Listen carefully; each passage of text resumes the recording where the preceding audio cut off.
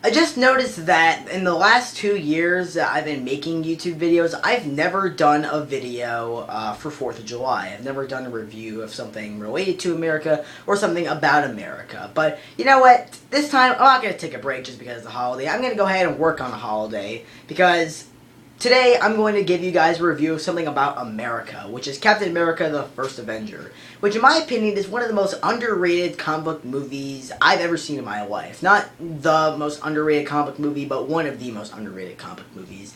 Why, you may ask? Well, I'll reveal that as the review goes on. But before I get into the actual review of Captain America the First Avenger, I actually want to talk about the character of Captain America. And that's that he was always the silliest comic book character in my opinion, which says a lot. I mean, comic books in general are really just stupid and silly once you break them down. I mean, we have a guy who dresses up like a bat. We have a guy who's from an alien planet that runs around in blue tights and shoots lasers out of his eyes. A guy who wears red and gold that runs really fast. And a guy who has an alien ring that uses it to make baseball bats and giant hands. So to say that Captain America is the silliest superhero ever will probably shock a lot of people, but he was just always the silliest comic book character, in my opinion. Maybe because I didn't know a whole lot about him and I only knew him based on his costume, but to me, he was always the dumbest comic book character ever. So when I heard that they were doing a live-action Captain America movie, I thought it was the dumbest idea since they put nips on Batman. So it just seemed like a horrible idea. Like, how can you make... I think the big problem was that after, movies like The Dark Knight or, whatever, they wanted to make comic book movies more gritty, more realistic, more dark and edgy.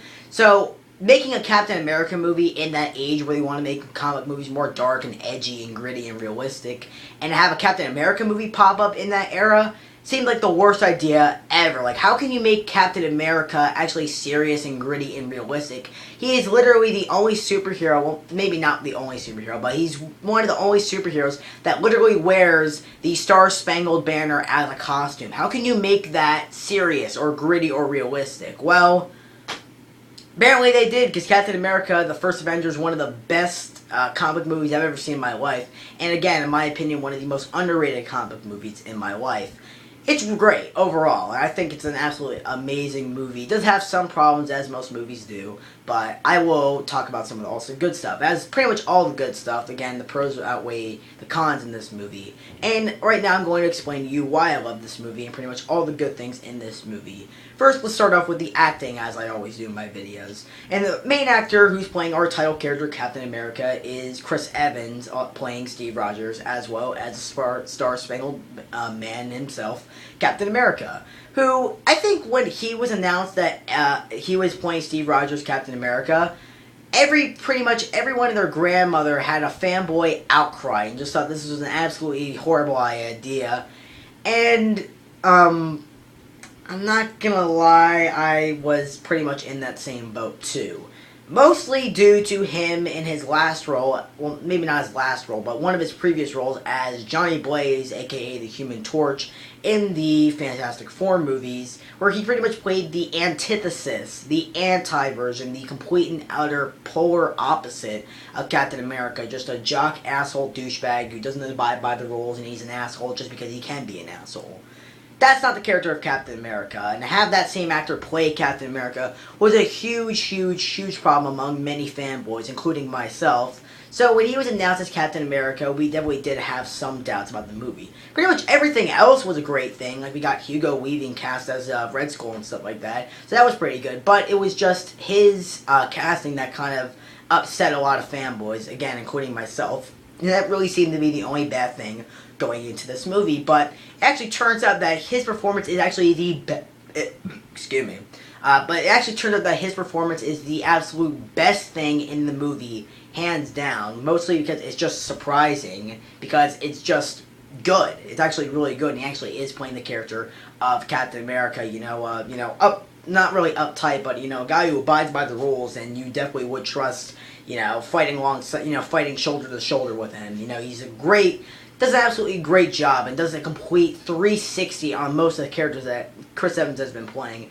Chris Evans is kind of associated before with playing a bunch of jock assholes and stuff like that. How he pretty much played the stereotypical jock asshole in Not Another Teen Movie, which was a whole spoof on teen movies to begin with. And his whole performance was just a big spoof on jock assholes in, you know, high school and whatever. And he also played the Human Torch, who was an asshole in those movies and stuff like that. So it came as a big surprise that the performance was very modest, very sympathetic, and very sympathetic. I think that's the best way I can sum up his role and his performance in the movie. He's a very sympathetic character. Something I also like is that doesn't change when he becomes Captain America. Like, he doesn't become an asshole where all the power goes to his head or whatever. He plays still a very sympathetic character, like he was when he was scrawny Steve Rogers Captain America. Well, not Captain America, just scrawny Steve Rogers. The only thing that changes about him is his physical appearance, but his heart and his overall morals still stay the very same. And that's something that I like about his character. He, you know, is very a moral person and has a really big heart. And he's not doing, and he really wants to join in the army, but due to his physical appearance, well, not his physical appearance, but his whole, he's really scrawny, he's really skinny, and he would be the obvious person that would die in the first shot of the war. So, you know, he, many times trying, after falsifying many forms to join the army, doesn't get in the army. But he's not really doing it because he wants, you know, fame or glory or whatever, or he just wants to be known as a hero. He's just doing it because he wants to do it, and he has a good heart, and he knows that's what's good to do. That's a great sympathetic character, and again, he plays into great, sympathetic, awesome, amazing character. Which is very surprising by Chris Evans standards. In my opinion, he's the best Captain America or actor that we've had to play Captain America ever. Does a great job in this movie. Both, you know, he's really just great in this movie. That's the best way I can sum up his performance. It was just very great, very sympathetic, and really awesome. But before I get into some of the other actors, I want to talk about the CGI and pretty much the effects that were done for Steve Rogers, the scrawny, skinnier little, you know, version of Steve Rogers. They were actually done very well, I'm not going to lie. Like, there are some points where it is really kind of questionable, like, that looks kind of weird, but for the most part, it looks really cool, and you can't believe that that's actually Chris Evans' head on a different actor's body. It looks great. It looks absolutely fantastic and amazing. Again, there are some points where you're like, it's kind of questionable, it's kind of weird, and kind of over, like, way proportional wise, really weird and really messed up, but it's still, you know, it is very good effect. I'm kind of glad that it did that. But moving on from Chris Evans, let's move on to our main villain of the movie, played by Hugo Weaving, who plays the Red Skull, who is absolutely great in the movie, a great villain, and you have a great actor like Hugo Weaving playing the Red Skull, who was pretty much born to play the role of Red Skull. He's great at playing villains, so he was great for this role of Red Skull. I'm glad that they chose him to play Red Skull. He's a pretty badass villain in this. You got Hugo Weaving playing him, so of course that's great. There really isn't anything I can say about that other than, well, something I can say about the actual villain Red Skull in this movie is that anytime that, say, like, your main villain in your movie, this is something that you may notice in a lot of movies, but anytime your main villain in a movie has, like, a disfigurement, like, he usually, like, a disfigurement, like his face is scarred up, or he has, like, a lot of scars or whatever, but anytime your villain is that, like, has that disfigurement in the movie, they usually wear, like, a helmet or, like, something to, you know, cover their disfigurement or whatever, and they always wear it for, like, most of the movie. But up until the end, the last 5 minutes of the movie, they take it off and you can barely even see it.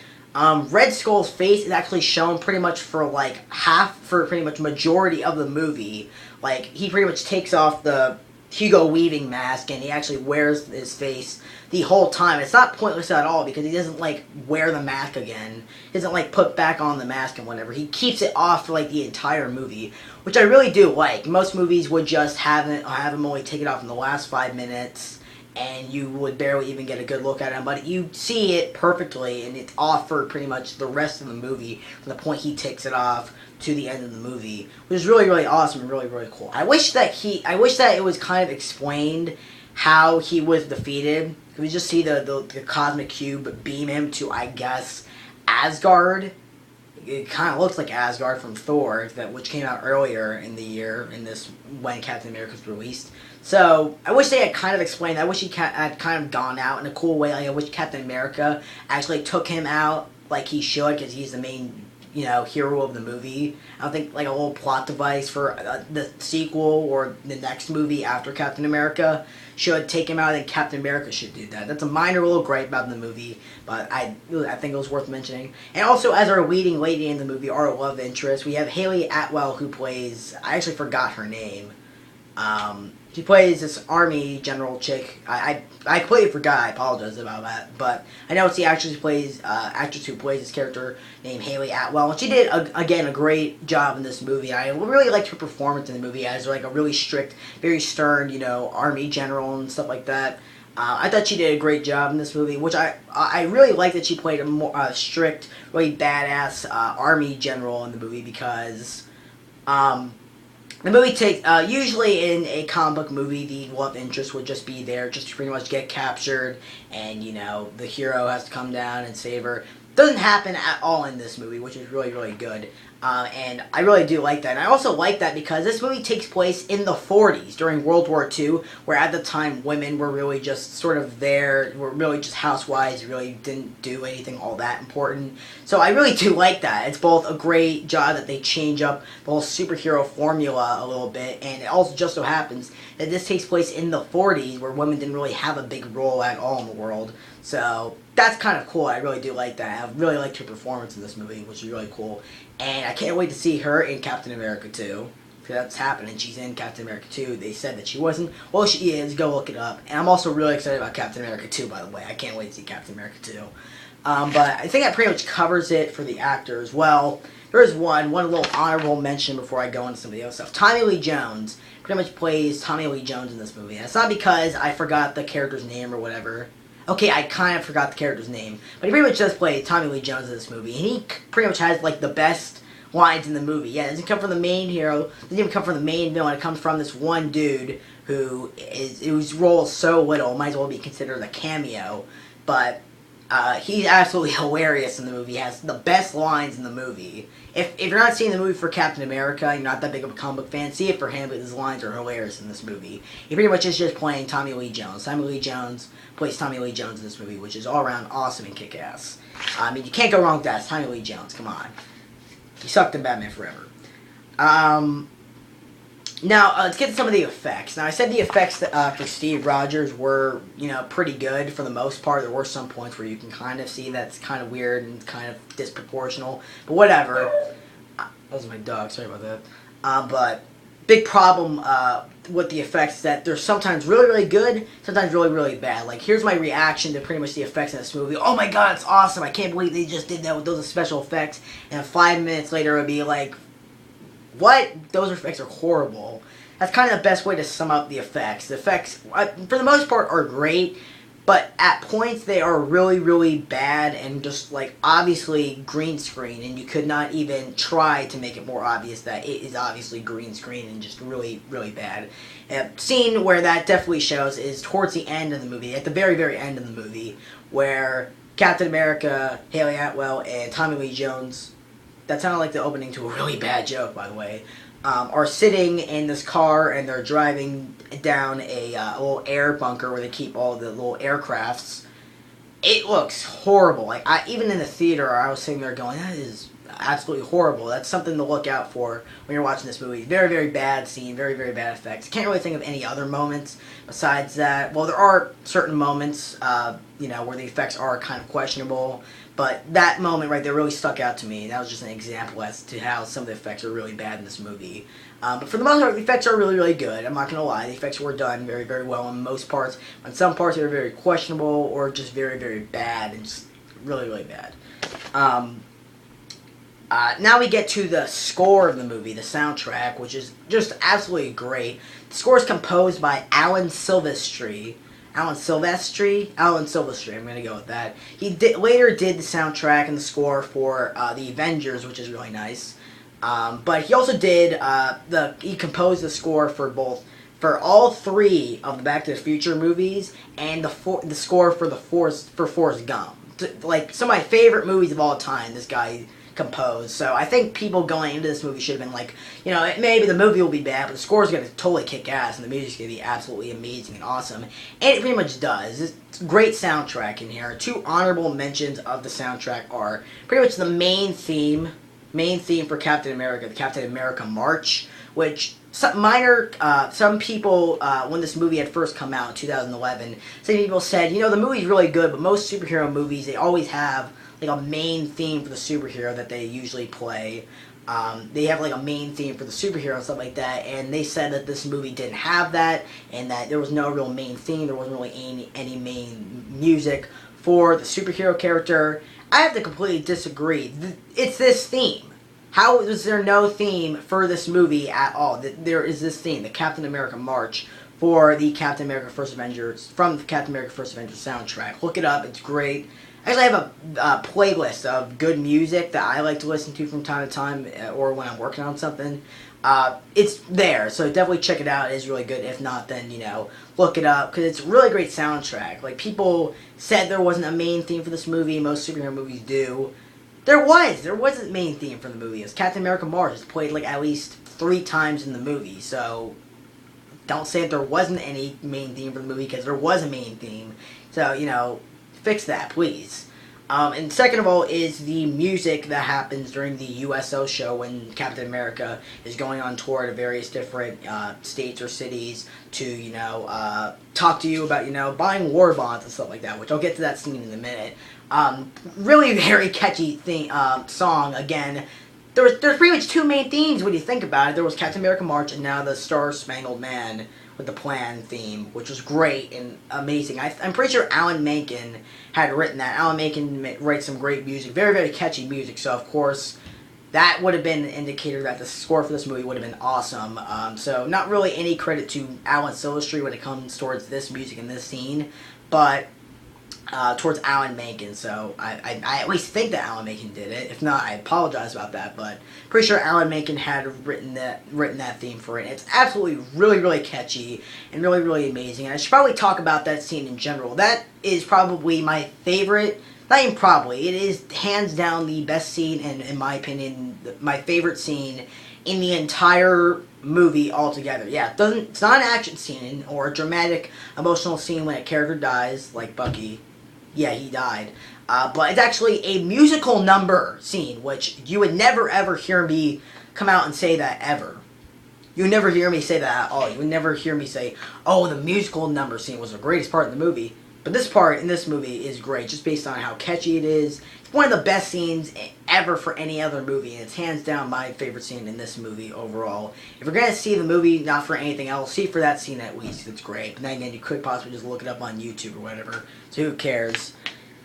Next up is getting some of the bad things. We did talk about some of these special effects. Let's get towards the big plot hole in the movie. Every movie has to have a big plot hole. Which is towards the end of the movie, and pretty much everyone knows about this plot hole. I could just skip over it, but I do want to talk about it. Where Captain America is in the giant plane stealth jet, which has all the bombs that are ready to be dropped on certain cities or states in America. There was no point that he had to fly that into the Antarctic and possibly have him killed. There was no point at all. No point at all. I know some people said, well, oh, the bombs would have gone off, but that's if it was flown over those certain states and those certain cities. He could have just turned the plane back around and landed it, and that would have been the movie end of that. But no, he just flies it into the Antarctic, and he just possibly killing himself. Didn't that all, didn't that all check into his brain and say, hey, maybe I should just turn the plane around because none of these bombs are going to go off. And even if, none of these bombs are going to go off at all, I have complete control over the plane. You just turn around and land it, that'd be the end of that. But no, it's crash it into the Antarctic. Why? Well, because he has to be the Avengers somehow. If he turned it around, he wouldn't have been the Avengers. Which is a really stupid scene. And my big problem with it, other than that, is that it could have been easily explained. Like, they could have said that, oh, the bombs are, ready to go off on, a timer. And they're going to be dropped anywhere at any time. And he just took it off course and stuff like that. That's why they're not being dropped in America or whatever. And he just went and flew into the Antarctic, getting it, away from any other civilians or any other innocent people. That would have been fine. A very simple little piece of dialogue could have fixed that. Probably wouldn't have even taken 10 seconds to explain. But no, just completely leave it open as a plot hole and don't even try to fix it. That's kind of disappointing. But even with that plot hole, I still really do enjoy Captain America. I just think it has a great great moral, which I can definitely relate to that. It doesn't really matter based on your strength or on your skills to be a hero. It really just relies on how, how big your heart is, and if your heart's really in it to do this for good, people, to do good things for good people. I really do like that. I really can kind of relate to that. I don't do certain things for certain people because, I want to, have a good name. I do certain things for, certain people because I just want to be nice. I just want to be a nice person.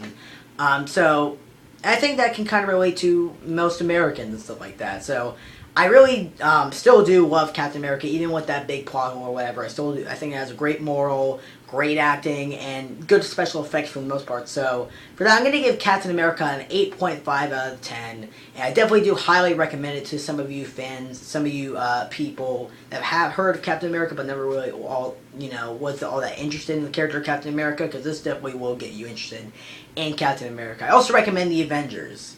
Avengers is awesome. There's a trailer after the credits for this movie for the Avengers, but it doesn't really matter anymore. So we have the Avengers on DVD and Blu-ray, which you can go now and watch, and I'm probably going to go do that afterwards. So I'm going to go do that right now. So, yeah, 8.5 out of 10. 8.5 out of 10 Captain America shields. That's way more better. So, that's all I can say about Captain America, the First Avenger, as it's called in other countries. So, that pretty much does it for my special 4th of July video for you guys. I hope you enjoyed it, and I'm going to go watch the Avengers and blow up some shit with some fireworks, so that should be fun. So you guys have a safe and happy 4th of July. Emphasis on safe. Be mostly safe, but still be happy. Okay, see you guys soon. Later.